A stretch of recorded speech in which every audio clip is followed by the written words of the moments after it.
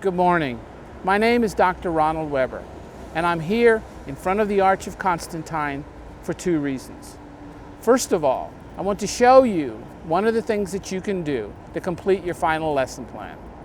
Secondly, I want to try to capture how the experience of space can confirm and memorialize historical events and ideas. Good morning. My name is Dr. Marylin Button, and I'm here to give you my initial reactions to the Arch of Constantine, which I'm seeing for the first time. The first thing that comes to me is that it's absolutely beautiful. It's a striking white marble in the sunshine. It's full of detail. It engages you with its storytelling, and it's massive. But it's the detail that really makes the difference here. The images are presented in a variety of geometrical shapes. There are circular plaques, there's oblong, there's squares, there's statues at the top that are obviously non-Roman peoples. There are these figures that with angelic boldness with their wings. There are boars being led to sacrifices, people sitting at long tables, and there's victory everywhere, and it's punctuated by language. It's got the Roman inscription at the top, the references to the Pope on the other side. So there's obviously story everywhere. But it's not just the monument that makes all the difference. It's standing here in this place surrounded by other things going on.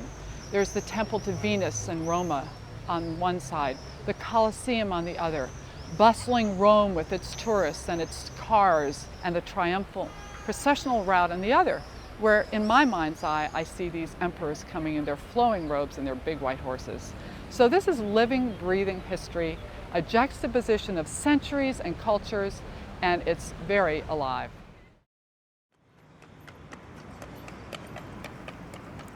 It is vital to understand that ancient society was a pre-literate society.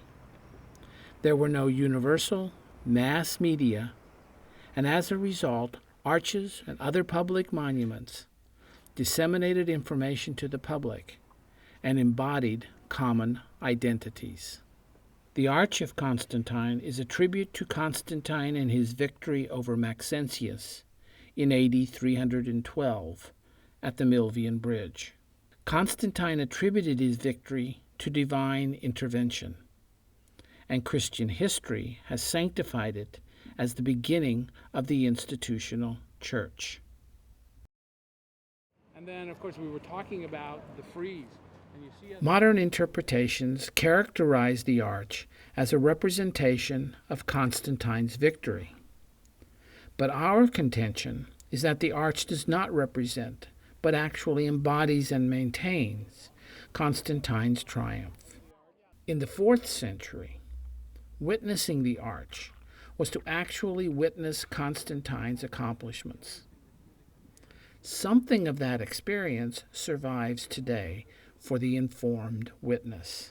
The arch is a tangible artifact that recreates Constantine's triumphal procession, which proceeded through the arch and across the Forum on the Via Sacra, passing under the Arch of Titus and through the Arch of Septimius Severus, close to the shrines of the Forum, and then on to the Capitoline to the Temple of Jupiter.